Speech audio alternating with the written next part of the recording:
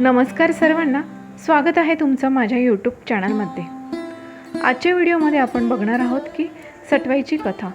सटवाईबद्दल संपूर्ण माहिती मी आजच्या व्हिडिओमध्ये सांगणार आहे। तत्पूर्वी तुम्ही माझ्या यूट्यूब चॅनलला सबस्क्राईब केलं नसेल तर सबस्क्राईब जरूर करा। पाचवीला येऊन बाळाचे नशीब लिहिणारी ती म्हणजे सटवाई। हिंदू धर्मामध्ये अनेक देवतांना खूप मानाचे स्थान दिलेले आहे, पण काही देवता या केवळ एखाद्या वेळीच सन्मानाला पात्र ठरतात। एरवी त्यांचा उल्लेखही तुम्हाला कुठे होताना दिसणार नाही। अशीच सर्वांचं दैवी लिहिणारी पण स्वतः मात्र त्या सन्मानाला दुर्दैवी ठरलेली देवता ती म्हणजे सटवाई। सटवाई ही मूळ प्रकृतीच्या 6व्या अंगापासून प्रकट झाली, म्हणून तिचं नाव षष्ठी। ती विष्णू माया रूपिणी आणि ब्रह्मदेवाची मानसकन्या आहे। तिला स्कंद कार्तिकेयची शक्ती मानतात। बाळाचं दैव लिहिणारी देवी म्हणून तिचा लौकिक आहे। मांजर हे तिचं वाहन आहे। जन्मानंतर 5व्या रात्री बाळाचं नशीब लिहायला ती येते। महाराष्ट्रात 5व्या दिवशी संध्याकाळी तर गुजरातमध्ये 6व्या दिवशी षष्ठीपूजन करतात। जननी सर्व भूतानां बालानां च विशेषतः नारायणे सर्व रूपेण बालरक्षमे सर्वदा। अर्थात सर्व जीवांना विशेषतः लहान बाळांना आईसारखे सांभाळणारी नारायण स्वरूप अशी ती सटवाई।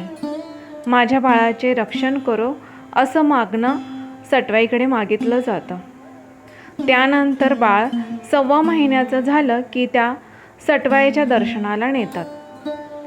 ही सटवाई नेहमी गावाबाहेर असते। सटवाईबद्दलची एक लोककथा प्रचलित आहे। कथा पुढीलप्रमाणे, रोज रात्री आपली आई कुठे जाते असा प्रश्न सटवाईच्या मुलीला पडला। ती आपल्या आईला याबाबत विचारते, तेव्हा सटवाई तो विषय टाळते, परंतु मुलीच्या हट्टापुढे तिचा नाईलाज होतो। सटवाई म्हणते, मी जन्मलेल्या मुलांचं भविष्य लिहिण्यासाठी जाते असे उत्तर ती आपल्या लेकीला देते। तू दुसऱ्याचे भविष्य लिहितेस, मग माझे भविष्य काय? तिची लेक तिला विचारते। तेव्हा सटवाई ते पुन्हा टाळण्याचा प्रयत्न करूनही मुलगी मात्र ऐकत नाही। तेव्हा ती लेकीला म्हणते, तुझं लग्न तुझ्याच पोटी जन्मलेल्या मुलाशी होईल। हे ऐकल्यावर तिच्या मुलीच्या पायाखालची जमीनच सरकते। ती लग्न न करण्याचाच निर्णय घेते। काही दिवसांनी एक राजपुत्र तिच्या झोपडीजवळ नदीकिनारी पाणी पिण्यासाठी येतो।